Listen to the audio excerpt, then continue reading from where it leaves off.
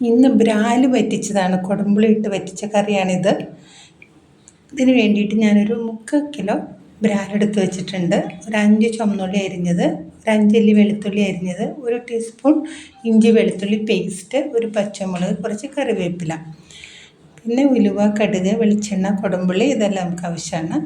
ഒരു 1.5 table spoon എരിവില്ലാത്ത മുളക് പൊടി, 1 ടീസ്പൂൺ എരിവുള്ള മുളക് പൊടി, ഒരു 1/2 ടീസ്പൂൺ മഞ്ഞൾപ്പൊടി, 1 ടീസ്പൂൺ മല്ലിപ്പൊടി. ഇതെല്ലാം കൂടെ നമുക്ക് കുറച്ച് വെള്ളം ഒഴിച്ച് ഒന്ന് മിക്സ് ചെയ്ത് കുതിരാൻ വയ്ക്കാം.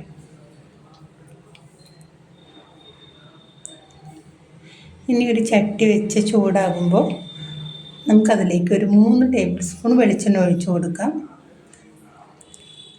അതിലേക്ക് നമുക്കൊരു 1/2 ടീസ്പൂൺ ഉലുവ, 1/2 ടീസ്പൂൺ കടുക് ഇട്ട് കൊടുക്കാം.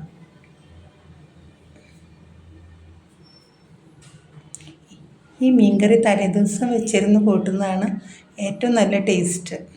ഇതിലേക്ക് നമുക്ക് അരിഞ്ഞു വെച്ചിരിക്കുന്ന ചുവന്നുള്ളി ഇട്ട് കൊടുക്കാം. അതിൻ്റെ കൂടെ തന്നെ വെളുത്തുള്ളി, കറിവേപ്പില, പച്ചമുളക് ഒരെണ്ണം ഇട്ടാൽ മതി. ഇതെല്ലാം കൂടെ നമുക്കൊന്ന് മൂപ്പിക്കാം.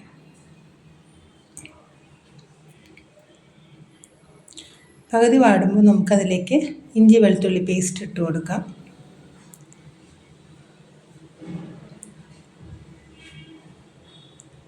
ഇതെല്ലാം നല്ലോണം കളർ മാറിക്കഴിയുമ്പോൾ നമുക്ക് നമ്മുടെ മുളക് പൊടിയുടെ മിക്സ് ഇട്ട് കൊടുക്കാം. ചെറിയ തീയിൽ ഇതെല്ലാം നല്ലോണം വഴറ്റി മൂത്ത് കഴിയുമ്പോൾ നമുക്കതിലേക്ക് കുടംപുളി വെള്ളം ഒഴിച്ചു കൊടുക്കണം. അതിൻ്റെ കൂടെ തന്നെ ഉപ്പും ചേർത്ത് കൊടുക്കാം.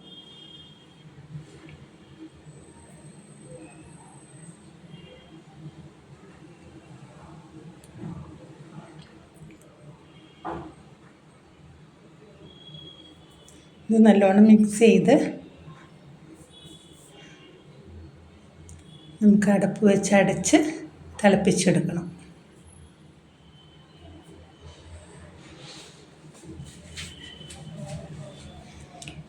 ഇതൊരു 2-3 മിനിറ്റ് തിളച്ചാലാണ് അതിൻ്റെ പുളിയെല്ലാം ഇതിലേക്ക് ഇറങ്ങുള്ളൂ.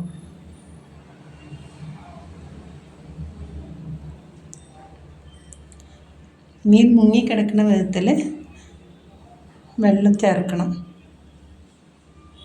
നല്ലോണം തിളച്ചിട്ടുണ്ട്. ഇനി ഇതിലേക്ക് നമുക്ക് മീൻ കഷ്ണങ്ങൾ ഇട്ട് കൊടുക്കാം.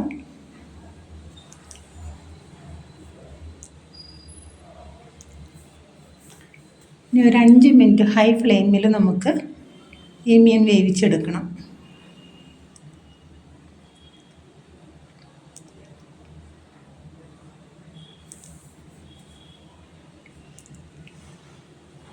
ഇടയ്ക്ക് തുറന്ന് നോക്കി നമുക്ക് ഈ മീൻകറി ഒന്ന് ചുറ്റിച്ച് കൊടുക്കണം.